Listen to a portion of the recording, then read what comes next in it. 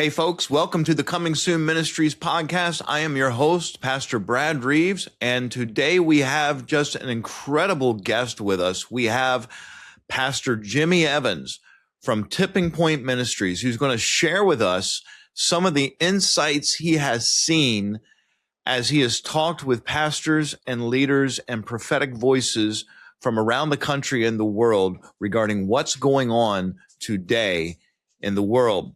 Before I bring Jimmy on, I want to encourage you first to like and subscribe our YouTube channel. Also, check out our Substack page and subscribe to our Substack page where you'll find great information. Lastly, please get ready, get signed up, and get fired up for our Abraham to Armageddon Prophecy Conference coming August 1st, 2026 in Gettysburg, Pennsylvania. Friends, we are going to break up the fallow ground of the Northeast. And this conference is going to shine with some of the best prophetic voices that we could get together. I'm talking about Tom Hughes from Hope for Our Times, Brandon Holdhouse, Rock Harbor Church, Olivier Melnick, Shalom and Messiah Ministries, J.B. Hickson, Not by Works Ministries. And then, of course, yours truly will be there too, Coming Soon Ministries. With that, I want to welcome on Pastor Jimmy Evans. So glad to have you on the Coming Soon Ministries podcast. What an honor. I've been following you for a long time. Your work is so well respected. Your voice is so well respected because you speak solidly from the Bible. And I just want to welcome you to the program and thank you for being on with me. Brad, thank you so much. Just really honored to be asked to be with you and just really enjoy your ministry. And, I did this interview with you a couple of months ago that did so well on your book. Fantastic book. So thank you for having me join you. Absolutely. And what's going on with Jimmy Evans and Tipping Point? What's happening in your neck of the woods? Well, we just continue to try to help people understand Bible prophecy from an encouraging perspective. I believe that when you teach Bible prophecy properly, it's encouraging. It doesn't frighten people, it comforts people, because Paul, when he was talking about the rapture, he said, comfort one another with these words. So I think that a lot of people are very confused about the days that we're living in. They're very, very, difficult times, worldwide. There's just a lot of upheaval. Obviously, the anti-Semitism is off the charts, which is a major end time sign. Supporting Israel is one of the most important things that we do at Tipping Point Ministries, is standing with the Jews and supporting Israel. And then obviously the other is just helping people to understand. Jesus said, when you see these things begin to happen, look up and lift up your heads, your redemption draws near. So if people don't understand the things that are happening, it can be overwhelming. And many believers are overwhelmed by what's happening in the world today, rather than being equipped to know, hey, this is what the Bible said would happen, and also to look up and be ready for Jesus to return, because it's imminent. His return is more imminent than it's ever been in the history of the church. Now, you have a lot of experience in ministry, and one of your capstones is you did a lot with family ministry, which I highly respected and appreciated, and often hear your messages, and it's very enlightening and deepening for my faith and my family. But you've also spoken very plainly about end times. That's nothing new on your radar, but it seems to have taken a deepening in your ministry. Is that a shift that's happened, or is there something that happened in the world or around you that you said, you know what, I've got to be more intentional about end times eschatology type of ministry? Yeah. I've been in ministry 44 years, and my wife and I've been married 52 years. And so I was in business actually before I came into the ministry, and the Lord healed our marriage. In our church that we were attending, people came to us for marriage counseling. We never told them we could help them in their marriages. We couldn't figure out why people asked us about our marriage, but the Lord miraculously healed our marriage. Well, I came on staff at the church in August of 1982 as a marriage and pre-marriage counselor, and then the pastor left and took another church 10 months later, and I became senior pastor. So that's how I came into the ministry. Well, so marriage was a passion, and I'm still the president of XO Marriage, by the way. I still do some with that ministry. But about 5 years ago, I started studying end time prophecy over 50 years ago. The late great Planet Earth was the first book that I've always been very futuristic, even before I received Christ. I always thought about the future. I thought about where things came from, where things were going. And when I received Christ, someone told me I needed to have a Bible. I didn't own one, so we went to the Bible bookstore to buy one. And I saw Late Great Planet Earth laying there, and I just started thumbing through it. Well, it just absolutely fascinated me that someone knew the future. And so I read that book, and I just kept reading book after book after book. And then I started preaching on it when I became a pastor. And so I've been studying it for all these years. I'm absolutely fascinated by it. Number one, it's not work to me. So I enjoy it. But about 5 years ago, my son came to me, and of course, he grew up listening to me preach on end time prophecy. He said, "Dad, you really need to do something with your prophecy stuff." So he created the Substack account and YouTube and all that stuff. So it just went viral. I'm shocked, honestly, at how much it took off. But it's very gratifying, as you know, to be able to help people to understand Bible prophecy. It's a complex issue. It's a simple issue that Jesus is returning. But when you look at the end times, it's geopolitical, it's spiritual, it's Israel, it's, Iran, it's just all these different things, morality, like the days of Noah, all these things. But the main thing, Brad, is all points are converging in the times we're living in right now. There's always been problems in the world, but you didn't have the existence of Israel. Other generations have believed they were living in the end times, but Israel has to exist for the end to happen. Well, Israel's been in existence now for almost 77 years, and so I was 78 years. And so since they became a nation in 1948, so we're at a very special time. But if there's anything that convinces me that we're living at the end of the end times, it is the anti-Semitism in the world today. You're absolutely right. And as you mentioned, when you study end times, it doesn't bring anxiety. It brings hope. It brings a depth to faith. And that's what we want believers to receive, is a depth of faith and an understanding of the word. So they have hope in this world that is hopeless. And you and I are both have that same heart and why we're doing what we're doing. And you've had the rare privilege, Jimmy, of walking with pastors and believers from around the country and around the world, actually. And you've talked to a lot of people, a lot of experts, a lot of guys with PhDs after the names, or THMs or whatever, at some kind of degree, and guys that have studied this, people that you and I both respect deeply. And you're starting to, I imagine you're starting to see some patterns. I imagine you're starting to see things happening within the church. When you look back at the church broadly, and you're seeing, and you kind of zooming out with all this information you're taking in from these experts and leaders, what patterns are you seeing right now in the church? Well, I wish I could say it was encouraging, Brad. It's not encouraging.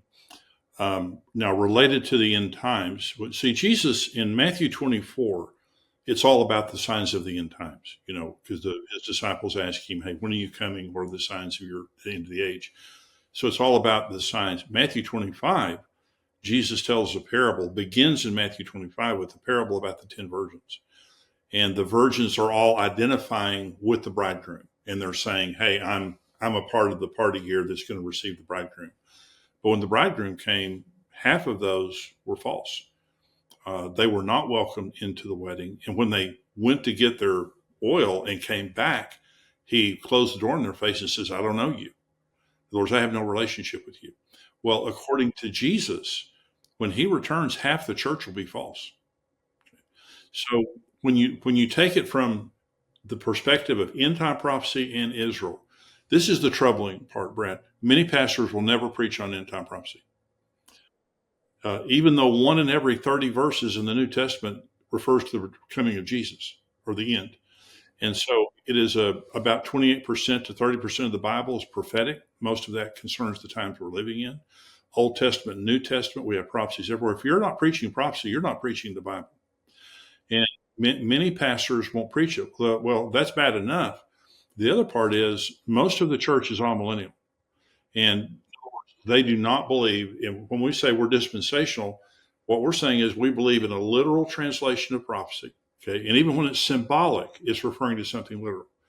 So a literal translation of prophecy, and we believe there is a different economy for the church and for Israel. We believe that Israel, a Jew can't be saved unless they receive Jesus as Messiah, but they're still in an everlasting covenant with God. And Israel is a people and it's a land. God is in covenant with the land of Israel and the Jewish people. Okay, so we recognize they have a special place in God's economy. They have a special place in Bible prophecy till the very end. And so that's dispensational theology. Well, amillennialism, the word, the letter A just means not or no. They don't believe in a millennium. They believe right now that we're in the millennium and Jesus is ruling basically the earth through the church, and that they don't take the book of Revelation. Many of them believe it's history. The preterist. They believe that all prophecy was fulfilled in the first century, and that Matthew 24 is historic, Revelation is historic, all that stuff, which is absolute nonsense. But in Revelation chapter 20, we're told 6 times that the millennium is 1,000 years long. 6 different times. They don't believe that. Okay, so if you take prophecy and you allegorize it or make it all symbolic and it means nothing, or it means anything you want it to mean, the Catholic Church, the Orthodox Church, and most denominations in America are amillennial. Well, the problem with that, Brad, is that leads to replacement theology. Is that they do not believe that Israel has a place in God's plan. They believe that the church has replaced Israel. That basically in AD 70, God divorced Israel and sent them away. And now the church, Martin Luther was rabidly anti-Semitic. Many church fathers were, and many people today are a lot of this anti-Semitism in the world today is in the church. It's coming from the pulpit.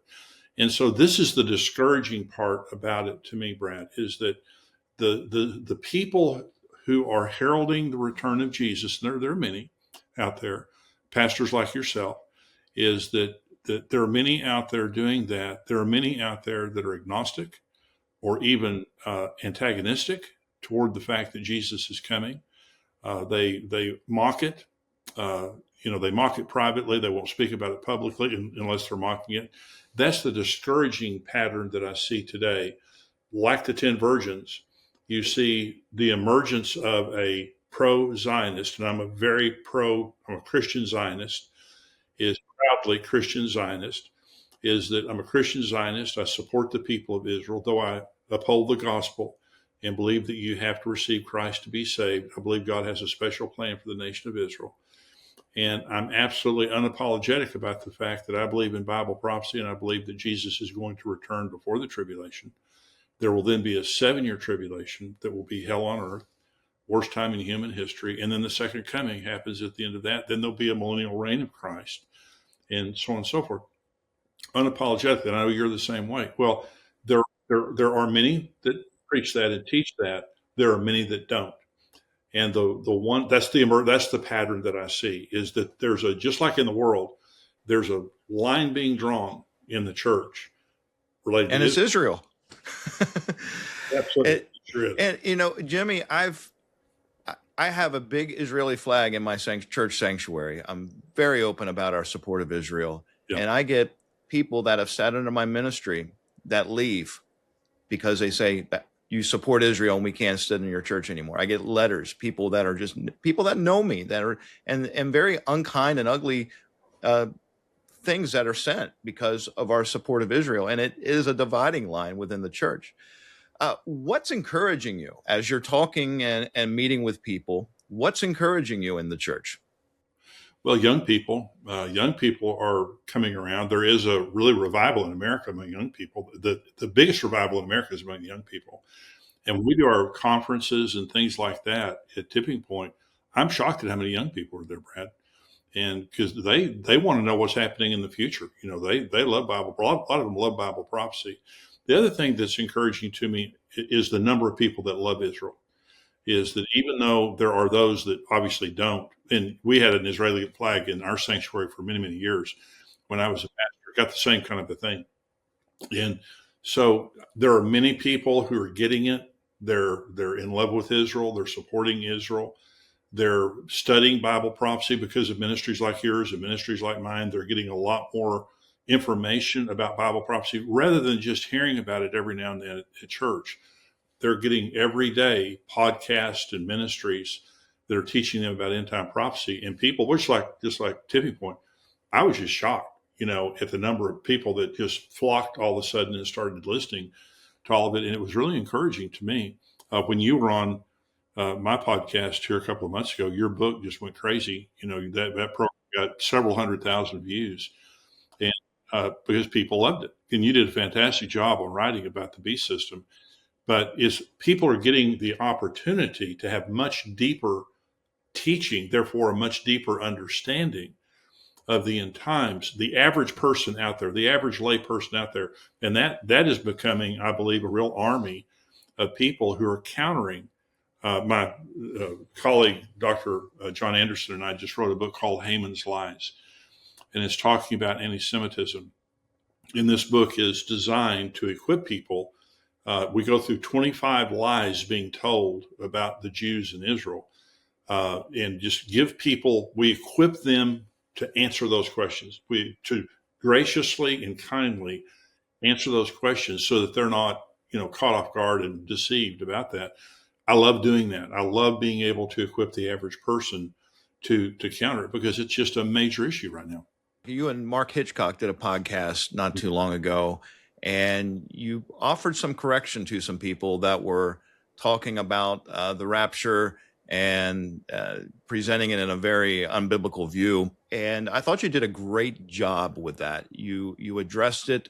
You didn't belittle anybody. You didn't try to tear anybody down. You just offered a correction in doctrine in a respectful way. How was that received? Did you get any pushback from that? Very well received. And all those guys on the TVN show are friends of mine. I've known these guys for a long time. And they're very smart men. They're very good men. But this is one of the things that drives me crazy, Brad, because, we counter these arguments all the time. Well, the dispensational theology didn't come around till the 18th century. Teaching of the rapture didn't come around till the 18th century. And the book of Revelation is all history. The Matthew 24 is all history. And they make these kind of comments. And in that TBN show, they were saying, all these pastors, the only thing they teach on is Bible prophecy.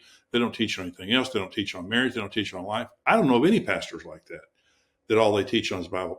But what we said on there is, don't take your bad experiences and turn it into scripture. Don't take your cynicism toward what you grew up in. And another thing they were saying was that's wrong is pastors using fear. Fear Jesus is going to come and you're going to be left behind. And it's a control mechanism. And so they were talking, well, that's wrong. I mean, you don't do that. But like I was saying earlier, when you preach the scriptures properly, it brings hope. Jesus is coming. And I tell people not to be fatalistic. I say, plan like Jesus isn't coming back for 100 years, but live like he's coming today. Don't stop living your life. It's wrong for pastors to teach end time prophecy so that people just, buy a bunch of guns and food and move to Arkansas. Don't do that. That's crazy. Get an education, get married, have a career, have children, support your local church, spread the gospel. But Jesus could come back at any moment. And so we are told, we are commanded in scripture to preach that message. And when we do it properly, it comforts people. And one of the things we receive a lot at Tipping Point Ministries is people said, I was afraid till I started listening to you guys. And now I'm comforted. You've really helped me to understand what's going on in the world and to look for the return of Jesus. So that program that was on TBN, they were talking about generational thinking. This is another thing that you and I oppose, and that's the kingdom now theology, the dominion theology. And so there are those, they're post-millennial, dominion theology, whatever you call them. Well, you and I are pre-trib, premillennial. Jesus, the rapture will be pre-trib. Jesus is going to return at the beginning of the millennium and physically rule on the earth for 1,000 years. That's what we believe. The people that believe in dominion theology, this is another thing that Mark Hitchcock and I responded to, is they kept talking about generational thinking, that we're irresponsible because we keep talking about Jesus coming. We're not talking about generational thinking. Well, what they're saying is it's going to be generations until Jesus returns. Dominion theology believes that there's not going to be a physical return of Jesus, okay, at the beginning of the millennium. The church is going to take over the world. We're going to enter into a glory period. The church is, we're going to take over the world. The 7 mountains, there's a 7 mountain teaching that talks about, finances and the arts and education and government and all these 7 mountains. The church is going to take over these 7 mountains. Then we are going to deliver the world to Jesus, and he's going to come at that point. Okay, dominion theology. Well, interesting thing, Jesus said the coming of the Son of Man will be like the days of Noah. Okay, buying, selling, marrying, giving in marriage until the day that Noah entered the ark and the door was shut and the flood came and destroyed them all. It's going to be like the days of Lot. Buying, selling, marrying, giving in marriage until Lot went out of Sodom and Gomorrah and the destruction came and destroyed them all. Jesus didn't say, I can't find a scintilla in the Bible of Jesus ever saying, or the Bible ever saying, the world is going to get better and better and better, and I'm just going to step into the recreated Garden of Eden with all my children and just, it's going to be an easy one. Revelation 14, Revelation 19, and Zechariah 14 are parallel scriptures of the second coming. Okay, toward the end of the Old Testament, you have Zechariah 14. End of the New Testament, you have Revelation 19. Jesus returns, and all the saints return with him, and he returns to the entire world that has come against Jerusalem. The picture is identical in Old Testament and New Testament at the end. And so he's going to return. Jesus takes the false prophet and the Antichrist and throws them alive in the lake of fire. Jesus takes Satan and binds him for 1,000 years. Jesus comes to a world gone crazy. He conquers the world. By the breath of his mouth, he conquers the world. So this teaching that says we've got to think, we need to stop this talking about Jesus coming. Jesus isn't going to come for generations, and the church has to, be responsible and take over the world. It ain't going to happen. I just got, if the Bible is the book that you're looking at, it ain't going to happen. Preterism teaching that all the end time stuff happened in the first century. Why was Israel reborn then? If God divorced Israel and what are the chances, Brad? There's 15, 16 million Jews in the world. Okay. There's 9 million, citizens of Israel, 8 billion people in the world. What are the chances that the entire world is focused on such a small group of people, just exactly the way the Bible said they would be? You can't explain it except for it being supernatural. It's supernatural. Absolutely. And, the kingdom now theology has permeated into so many levels of the church. I mean, it's even in the music and it's everywhere. And it takes the Bible, it takes scripture and turns it on its head, including, like you were pointing out, the very words of Jesus as he was speaking about these things. Mm-hmm. He's pointing out to the very opposite of what they're purporting. There's not a lot of good correction out there, and it seems to be gaining traction instead of solid teachers standing up and pointing out what is right and what is wrong. But people do sense there's something shifting. Right. And most people probably can't quite articulate it. A lot do, and people that sit under your teaching or my teaching. But we're seeing, and I think you used the word earlier, we're seeing a convergence happening in Bible prophecy. How do you define, or what are you seeing in that convergence as someone sitting here listening to us and they're asking, well, what do they mean by convergence? How are we articulating that convergence in Bible prophecy we're seeing right now? Well, and I hope this answers your question properly, but let me give you an example of your book. Is that in Daniel chapter 12, the last chapter in the book of Daniel. Daniel's a massively prophetic book. They say, seal up this book until the time of the end. You'll know you're at the time of the end because people will travel a lot, people will go to and fro, and knowledge will increase. Okay, and so again, you go back in human history and say, well, for example, the preterists, Brad, back in the first century. Okay. Did knowledge increase in the first century? Of course not. If you were born at the beginning of the first century, if you were born at the beginning of the second century, knowledge, very little in advancement in knowledge or travel. Okay. In the last few years, we have artificial intelligence. In your book, you write about quantum artificial intelligence, anti-Semitism, artificial intelligence, the geopolitical situation in the world today, Iran, the Turkey, all the different Russia, all the different things that are happening. There is a convergence of signs that are happening in a birth pain. Jesus said it'd be like birth pain. Birth pains get worse until something is birthed. That's what I'm saying. There is a convergence of signs, but these are very serious signs. We did see an increase in knowledge from the mid 19th century or mid 20th century now to now. We have seen a tsunami of knowledge explosion in the last 10 years, especially the last 5 years. And now with quantum AI, it's another tsunami of knowledge. 2026 is going to be a year like no other because of AI and quantum AI coming onto the scene, no doubt. And you hit the nail on the head. It's going to bring all these signs together, almost all these birthing pains, into one great last push, I believe. We're going to shift gears for a minute and go back to Israel. A lot happening in Israel. A lot's been happening. It seems to be increasing in what's going on in Israel, and we can even jump over into Iran and how things are developing and continuing to develop in Iran. President Trump, when you say that name, it immediately will divide a room in half. Sure will. But we're watching him, and there's a lot of hope for what he could do or might do. I'm not really thrilled about some of the people that he surrounded himself in the Oval Office, especially with spiritual advisors. How do you feel about how do you feel he's handling the Middle East right now? Things are still developing. Things can shift really quick. But from your perspective, and as you've talked to people, how do you see him handling the Middle East right now? Well, not well. And I love him. Let me say that to everybody out there is a Trump supporter. I'm a Trump supporter.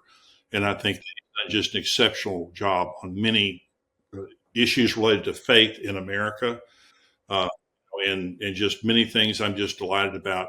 He doesn't understand evil people, and he doesn't understand the nature of Islam.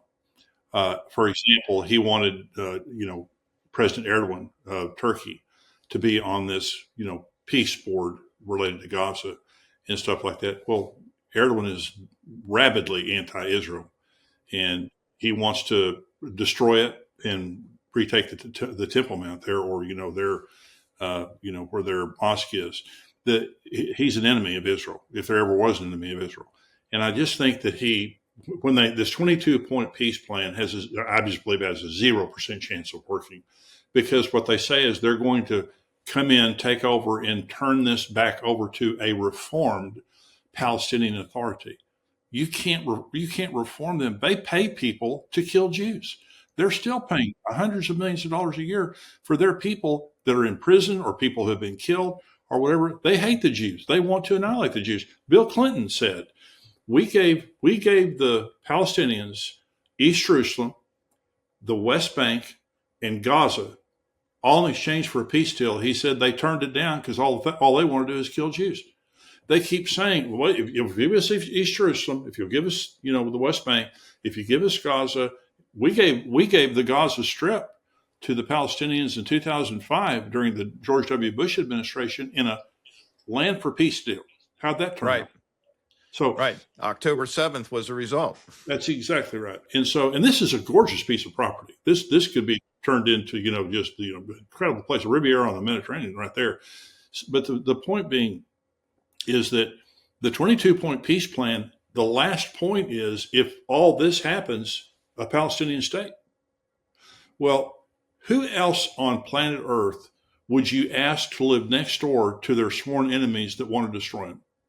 Hamas will never change. The Palestinian Authority will never change.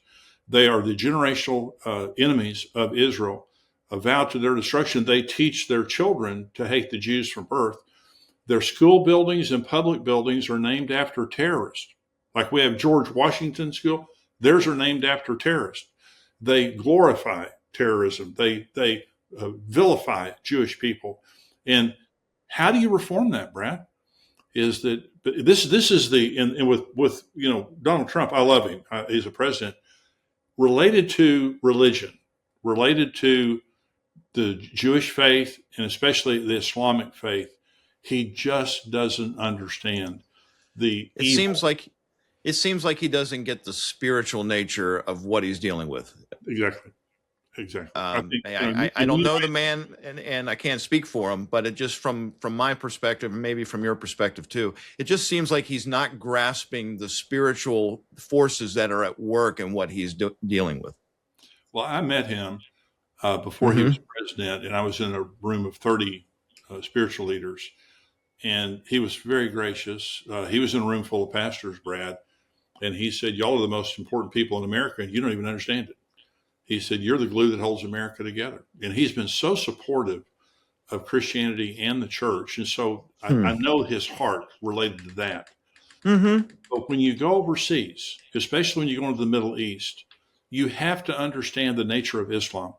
It's a You whole different game. whole different game, whole different game. And you're not talking about the difference of denominations.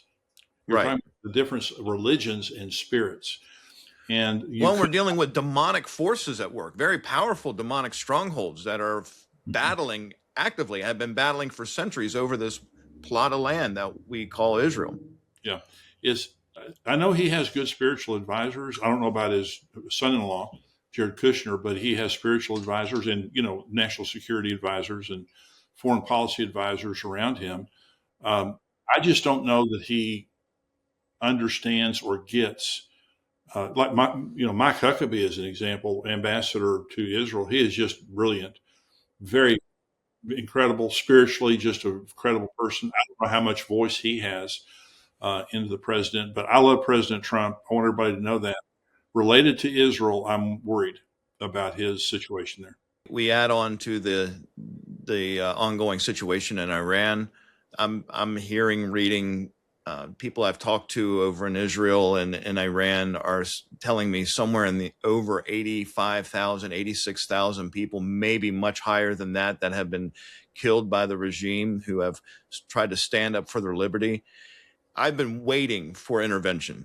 And also, this is a growing existential threat against Israel as well, as Iran becomes more and more volatile.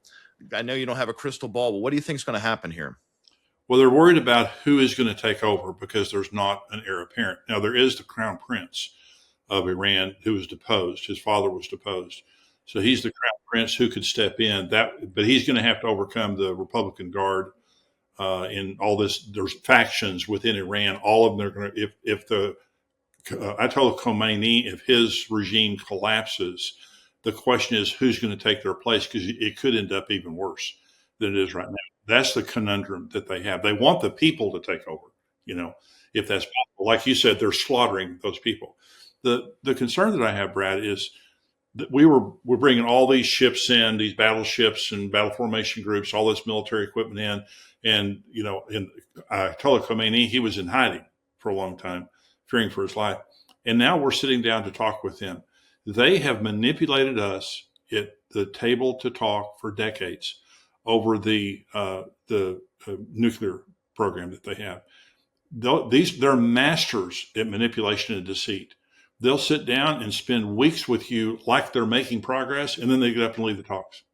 And so my concern is we have them in a place right now where they're vulnerable, and we're sitting right there, and their people are uprising, and they don't need our help in a few weeks. They need it right now, or there's not going to be anybody left to help. And so they're to destroy that many of your people, we need to be bombing as much as we can and weakening their military infrastructure and killing the killers so that the innocent people of Iran have a chance with this uprising. That's my concern. So we moved in, and now we're going to sit down for negotiations. They're masters of manipulation. Now, President Trump's a smart guy, and he's a strong guy, and I very much appreciate what he's done for Israel, and I appreciate the fact that he bombed the Iranian nuclear installations. He's done what no other president's ever done before. My concern is, again, that these are evil people who are vowed to the destruction of Israel and America. Okay, they need that type of response to weaken their regime so that somebody else can take over. And if the wrong person takes over, we deal with them the same way. But in other words, if they come in, they begin the same, oppressive type of techniques. But right now, the people have a chance at a regime change if they're given the proper support. So, Jimmy, we're going to close with this, as we've had just an incredible conversation, and there's so much more we could touch on as things are happening in the world. But we look at Iran, we look at Israel, we've talked about the growing anti-Semitism, we've talked about there's weakening in the church and areas of false theology, false teaching that we're encountering. We could talk about the growing divide and discord right here in the United States. We can talk about, environmental and, astrological signs that we're seeing. The list goes on and on and on. And for a lot of people, the average believer, maybe even a new believer, this can feel overwhelming. Yes. And it feels like, well, is God even in charge? That kind of question comes up. I hear those questions come to me all the time. What do you say to the believer who's feeling overwhelmed right now by everything? Well, the only one who can predict the future is the one who controls it. And we have the only book on earth that specifically, credibly tells us the future in advance. And that is proven by hundreds of specific prophecies that have already been fulfilled. And we have other prophecies that are going to be fulfilled. Well, what I would say to believers is Jesus Christ is going to return for his church very, very soon. He's going to rapture his church. That's our hope. That's the blessed hope that we have, is Jesus is going to come. That's how I comfort people. 1 Thessalonians 1, he is going to come and deliver us from the wrath that is to come. 1 Thessalonians 5, we're not destined for wrath. And so Paul says, comfort each other with these words. That's the comfort that I have. There is going to be a period of time coming in the world as soon as Jesus returns to rapture the church. It's going to trigger Daniel's 70th week, the time of Jacob's sorrow, a 7-year period of time that will absolutely be hell on earth. If a person is a believer, you've received Jesus as the Lord of your life, you're not going to go through that. The only requirement of being raptured is to know Jesus. It goes back to the parable of the virgins, is if you have a personal relationship with Jesus, not religion, not if you believe in Jesus, if you have received Jesus, Romans 10:9, if you confess him as your Lord and believe in your heart that God raised from the dead, you'll be saved. If you have done that, you have a personal relationship with Jesus, we are going to marry Jesus. We're his bride. We are going to rule and reign with him for eternity. Brad, the story can't get better for a believer, and it can't get worse for an unbeliever. Is that it's just the difference is night and day. And there will be an opportunity for people who don't get saved now to get saved during the tribulation. It will be there'll be probably hundreds of millions of believers martyred during that time. Revelation 20 talks about martyred Christians during the tribulation that were beheaded for their faith in Christ, that they wouldn't worship the Antichrist or take his mark. And so there will be people that get saved. There'll be people watching this program probably during the tribulation, on YouTube or something, and they'll get saved. But you're going to pay the ultimate price, because the Antichrist, and you wrote very, very well about the Antichrist in your book, the Antichrist. And the great thing about your book is you had that conversation with ChatGPT that just, it makes my hair stand up on end. It's just chilling. And it's sitting there telling you. It's sitting there telling exactly you. What. It's Yeah. Well, Jimmy, I pray that what you just said about, there's going to be people that are watching this that are going to come to know the Lord, hopefully on this side of the rapture.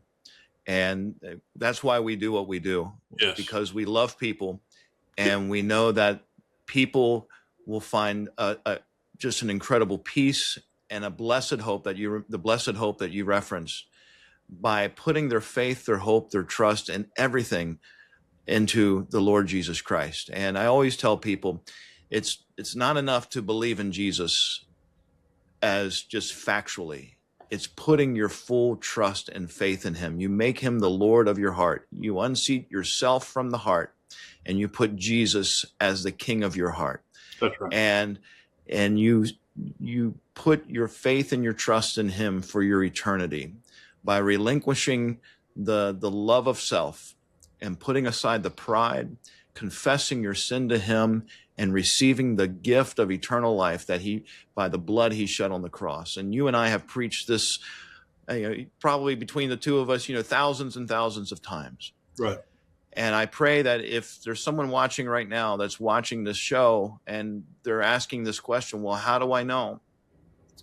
Please, if you need more information, or if you need, reach out to a local Bible believing church, reach out to Jimmy, reach out to me, and we'll be happy to introduce you to the Savior of the world, who took all the sins of the world upon his shoulders so that we could escape the wrath that's about to come.